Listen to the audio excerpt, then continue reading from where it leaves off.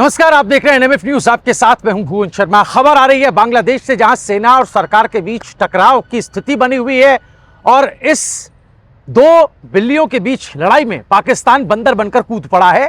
कैसे, वो आपको सिलसिलेवार तरीके से बताएंगे, क्योंकि खबर इतनी जरूरी है जो भारत के भी होश उड़ा सकती है। क्योंकि बांग्लादेश में बन रही है इस्लामिक रेवोल्यूशनरी आर्मी, अपनी एक आर्मी खड़ी करने जा रहा है जो सरहद पर सुरक्षा की बजाय सरकार की सुरक्षा करेगी और सरकार का एक तरीके से माउथ पीस बनेगी। अभिषेक पुंडी मेरे सहयोगी इस खबर को समझने के लिए मेरे साथ जुड़ गए हैं। अभिषेक, समझाएं इस वक्त बांग्लादेश में क्या हलचल है और पाकिस्तान का इन्वॉल्वमेंट क्या है? देखिए, 1971 में जब पाकिस्तान से बांग्लादेश टूटकर अलग हुआ था, भारत ने उसमें बहुत अहम भूमिका निभाई थी। 93,000 पाकिस्तानियों की पेंट जो उतरवाई थी, उसे पाकिस्तान आज तक भूल नहीं पाया है।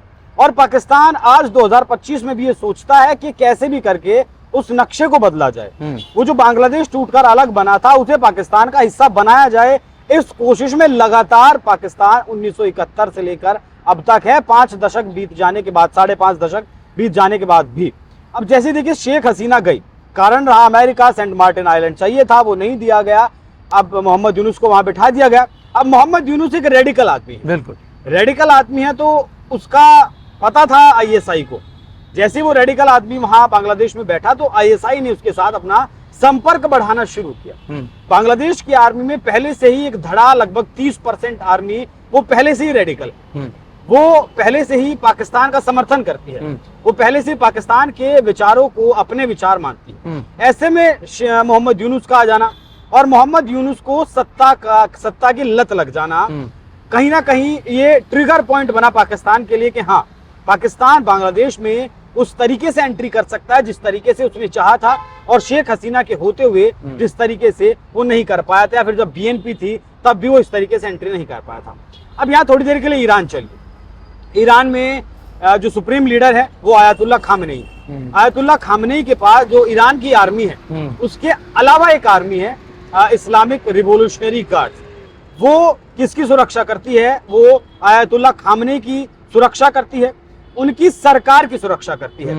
बॉर्डर पर जो सेना है वो अपना अलग काम कर रही है देश की सुरक्षा का, लेकिन ये जो आर्मी है वो देश के लिए समर्पित नहीं होती है, ये सरकार के लिए समर्पित होती है, लीडर के लिए समर्पित होती है। वो लीडर जो इसका घर चला रहा है, जो इसे पैसे दे रहा है, तनख्वाह दे रहा है, यही काम कर रहे हैं मोहम्मद यूनुस। चुनाव 2026 के फरवरी महीने में ऐलान किया था कि करवाएंगे, क्योंकि सेना का दबाव था। सेना अध्यक्ष जो मौजूदा वक्त में है फखर-उर-जमान, उनका दबाव था, बीएनपी की खालिदा जिया का दबाव था कि आप जो है जल्दी से जल्दी चुनाव करवाइए।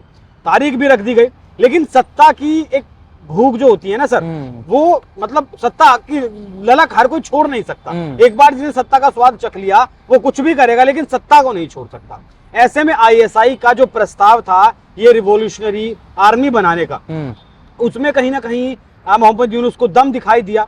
इसी वजह से सेना के जो बड़े अधिकारी हैं, वीडियो आप देखिए किस तरीके से ये सेना के जो जवान हैं, इन्हें बांग्लादेश की आर्मी ही, पुलिस ही गिरफ्तार करके ले जा रही है। 15 को भगोड़ा घोषित कर दिया है और 26 के खिलाफ चार्जशीट दाखिल कर दी गई है। आरोप है कि जब शेख हसीना थी और जो प्रोटेस्ट बांग्लादेश में हुआ था, उसके दौरान नरसंहार इन लोगों ने किया था। और इन पर आरोप पता है क्या लगाए गए? इन पर आरोप लगाए गए कि पिछले 20 साल में इन लोगों ने जितना नरसंहार किया है उसके बदले में इन्हें सजा मिल रही है। कि इंटरनेशनल कोर्ट भी मोहम्मद यूनुस ने अपने बांग्लादेश में बनाई है। इंटरनेशनल कोर्ट सिर्फ नाम है, वो कोर्ट सिर्फ बांग्लादेश की है, इंटरनेशनल कोर्ट से उसका कोई ताल्लुक नहीं है।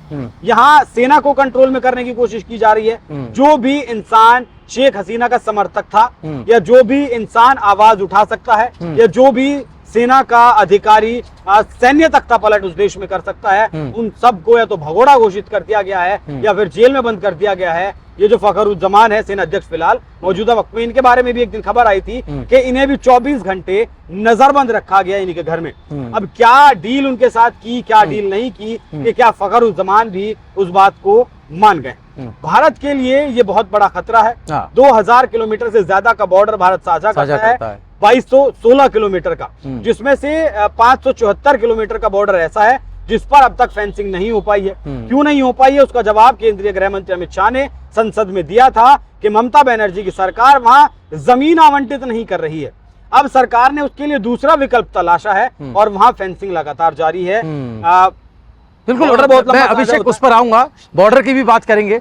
पहले थोड़ा सा ये समझ लेते हैं कि जिस सरकार की आप बात कर रहे हैं, बांग्लादेश में जो अंतरिम सरकार चल रही है, वो कैसे जमाते इस्लामी और आईएसआई की कठपुतली बन गई है, इस पर भी आपको थोड़ा सोचना होगा। और इसी रास्ते, इसी चैनल के थ्रू कहीं ना कहीं जो है वो बांग्लादेश की हुकूमत और वहाँ सेना किस तरीके से काबिज हो जाए, इसको लेकर मैनिपुलेशन का एक खेल पाकिस्तान खेल रहा है। भारत के लिए जो बता रहे हैं अभिषेक की जो खतरा बॉर्डर को लेकर के आपने जिसका जिक्र किया, एक कॉन्सेप्ट आता है गजवाए हिंद, इसको लेकर पाकिस्तान अपने यहाँ के भी आतंकी संगठनों के जरिए कोशिशें करता है कि कैसे भारत में इस्लामिक कट्टरपंथ को बढ़ावा मिले और यहाँ पर वो गजवाए हिंद सो कॉल्ड जो है वो लागू हो पाए। तो बांग्लादेश में जो चल रहा है और बांग्लादेश में जो इस्लामिक कट्टरपंथियों की जो सरकार, अंतरिम सरकार चल रही है, और अगर ये IRA एस्टेब्लिश हो जाती है तो इससे ये जो गजवाए हिंद वाला कॉन्सेप्ट बनाया इन लोगों ने, वो कितना बूस्टअप होगा और क्या उसको भी ये लोग प्रवोक करने का काम करेंगे, थोपने का काम करेंगे, उस पर काम करने का काम करेंगे। देखिए, जब भी पाकिस्तान के साथ कोई लड़ाई होती है तो अक्सर भारत में एक बात कही जाती है कि भारत एक मोर्चे पर लड़ाई नहीं लड़ता है, 2.5 मोर्चे पर लड़ाई लड़ता है। एक पाकिस्तान, एक चीन और दूसरा भारत में बैठे हुए जो ऐसे लोग हैं जो आज भी पाकिस्तान को पसंद करते हैं, जो आज भी रेडिकल सोच को रखते हैं, बांग्लादेश जैसी सोच को रखते हैं। जमात इस्लामी से शुरू करूंगा। जैसे आपने जमात इस्लामी का नाम लिया, मोहम्मद यूनुस जैसे ही सत्ता में बैठा, उसने सबसे पहला काम क्या किया था? जमात इस्लामी के जो आतंकवादी, जो खूंखार आतंकवादी, रेप के, मर्डर के, देश में तख्ता पलट करने जैसी कोशिश करने के आरोपी जो आतंकवादी थे, सबसे पहले उन आतंकवादियों को छोड़ा गया जिनकी संख्या लगभग 12,000 थी। सबसे पहले उन आतंकियों को छोड़ा गया। उसके बाद आपने देखा किस तरीके से जो स्टूडेंट प्रोटेस्ट कर रहे थे, उन स्टूडेंट्स की आवाज आपको सुनाई दी। उसके बाद बिल्कुल नहीं, प्रोटेस्टर्स की, उन स्टूडेंट्स की आवाज आपको सुनाई नहीं दी। क्यों नहीं सुनाई दी? क्योंकि इन्हीं जमात इस्लामी के आतंकियों ने उनकी आवाज को चुप कर दिया है। मोहम्मद यूनुस को सत्ता में बने रहना है, इसके लिए अपना जो पानी का रास्ता है बांग्लादेश ने, वो पाकिस्तान के लिए खोल दिया है और वहां से भारी मात्रा में हथियार पाकिस्तान में आ रहा, बांग्लादेश में जा रहा है, भारी मात्रा में हथियार जमा हो रहा है। देखिए, भारत से लोग बांग्लादेश भी जाते हैं, बांग्लादेश से लोग भारत भी आते हैं। बांग्लादेश बॉर्डर से तो कहा जाता है कि बहुत सारे घुसपैठिए भी हैं। 50 लाख भी कोई इनकी संख्या बताता है, कोई 30 लाख भी इनकी संख्या बताता है।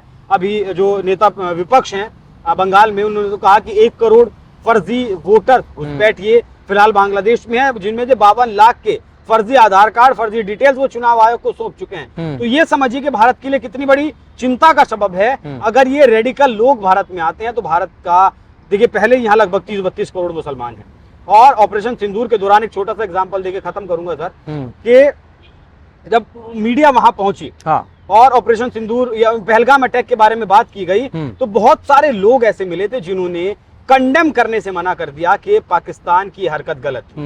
उन लोगों ने इस विषय पर बात ही नहीं की। और जब ऑपरेशन सिंदूर हुआ तो वही लोग खड़े हो गए कि इस तरीके से बेगुनाहों को नहीं मारना चाहिए था। कौन, किसे पता था कि जहां आतंकी कैंपों को निशाना बनाया गया उनके अंदर कौन लोग थे? तो ऐसे लोग भारत में मौजूद हैं, इनकी वजह से खतरा है।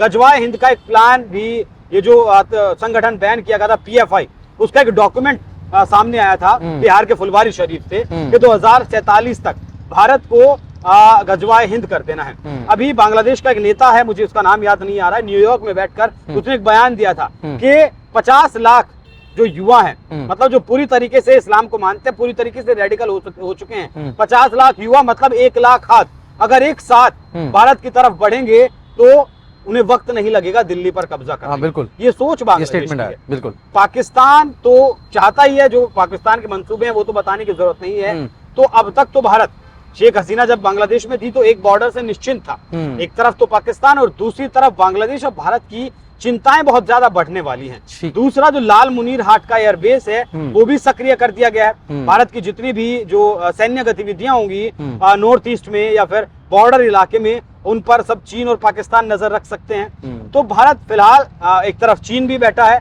तो सिर्फ अगर एक हिस्सा पानी वाला छोड़ दें तो भारत तीनों तरफ से फिलहाल दुश्मनों से घिरा हुआ है। यहाँ भारत को मेंटली बहुत ज्यादा मजबूत होना होगा। इन देशों के जो इरादे हैं, नापाक मंसूबे हैं, उन्हें पहले ही डिकोड करना होगा। अपनी इंटेलिजेंस इन देशों के भीतर, हालांकि बांग्लादेश में भारत की बहुत ज्यादा इंटेलिजेंस मौजूदा वक्त में भी मौजूद है और वहां से सारी रियल टाइम इंटेलिजेंस भारत को मिलती है। हाँ। लेकिन उन पर काम किस तरीके से किया जाता है, इन रेडिकल लोगों को, इस सोच को न्यूट्रलाइज कैसे किया जाता है, वो अपने आप में चिंता का सबब है और उस पर बहुत गंभीरता के साथ भारत सरकार को काम करना। बिल्कुल, बहुत शुक्रिया अभिषेक आपका। आपने बहुत ही आसान शब्दों में और बहुत सारी परतें खोल करके हमारे दर्शकों को समझाने की कोशिश की है कि बांग्लादेश में अगर कुछ उठापटक चल रही है, कुछ भी डेवलपमेंट हो रही है, तो उसका भारत पर क्या असर है और पाकिस्तान उसका कैसे फायदा उठाने के लिए वहां घात लगाए बैठा हुआ है। और सिर्फ घात लगा नहीं बैठा है, बल्कि सरकार में भी अपनी सीधी दखलंदाजी रख रहा है और कठपुतली बना दिया गया है ISI का, वहां की अंतरिम सरकार को, यूनुस को। और ये भी हमने समझने की कोशिश की है कि भारत के लिए कई मोर्चों पर यह लड़ाई जैसा है। आपने बताया कि सरहद पर ही नहीं, बल्कि अंदर खाने जो जयचंद बैठे हुए हैं, वो लोग जो इस गिद्ध की तरह घात लगाए बैठे रहते हैं, नजरें गड़ाए बैठे रहते हैं कि कब ऐसी परिस्थिति पैदा हो जहां सरकार को अस्थिर किया जाए, एस्टैब्लिशमेंट के खिलाफ आवाज उठाई जाए।